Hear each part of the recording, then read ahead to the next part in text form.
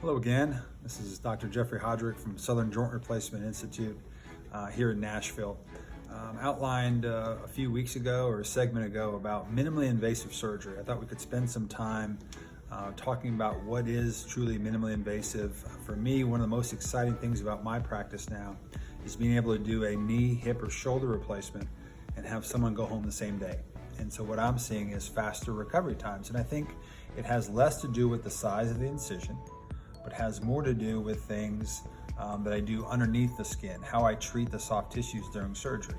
Now, I'm a big believer in allowing or using technology to make me a better surgeon because I think it makes for a better outcome. One of the things I'm excited about is using a robot, so robotic assisted joint replacement, specifically for me around knee replacement. Now, there are a few things that I think this allows me to do. When we do a knee replacement, really what we're doing is removing the damaged cartilage from the end of the bone and putting a cap. So if we look at a knee replacement model, from the side, you can kind of see that we shave off the bad cartilage from the end, put that metal cap. Same thing, this is the femur or the thigh bone, and then down below on the shin bone, you can see that metal part. In between is a piece of plastic, which is the new cartilage. Now, the most important thing that we can do during the surgery, number one, make sure that the part's attached to the bone. But number two, for long-term functional outcomes, how well you can go up and down stairs, how much strength you have, making sure you don't have too much swelling and pain and can use your muscles, or how we balance, that's a term that we use quite often, the ligaments, specifically to the ligaments on the outside of your knee. So there's a ligament on the outside as well as the inside of your knee that controls the stability when your leg is straight when you're walking. Also, the stability when you bend your knee. So if you look at the knee when it's bent, you can see those ligaments also are very important to stabilize your knee.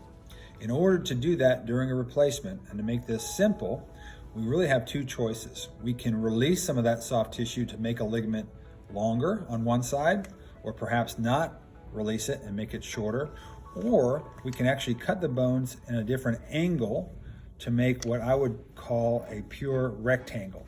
So the same distance here as well as here. So if we do that on one side and one side here, you can see that the space in between is the same. And we can control that by cutting the bone.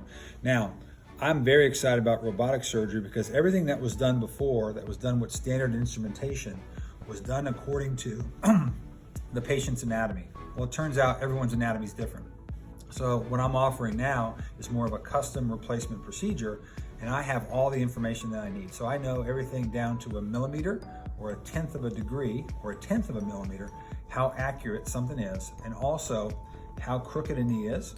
And before I even cut any bone, I'm able to make those corrections through the implant or reposition those implants to make sure that everything is balanced for the same distances here and here. Now, it sounds pretty complicated, to be honest with you. It really just involves some math during the procedure.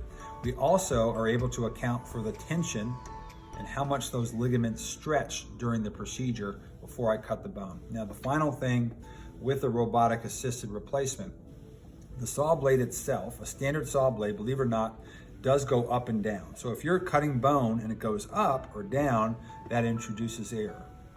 With the robotic assisted arm, the saw blade is twice as thick, so it does not go up and down. In fact, it has a force field, along with the technology, that will shut down the saw blade. So as it's cutting, if it hits harder bone and wants to go up, it'll stop. So it won't allow for a imperfect cut to be made, which makes a precise cut. And then after the procedure, it's much more predictable. Probably the most important thing I see for recovery, I can do that through the bone. I don't have to release the soft tissues. When we release soft tissues, that causes inflammation. So the patients have less pain and recover faster after the procedure. So that's why I believe in the robotic assisted technique for knee replacement. I think it makes a big difference. I think it's a great example of minimally invasive surgery.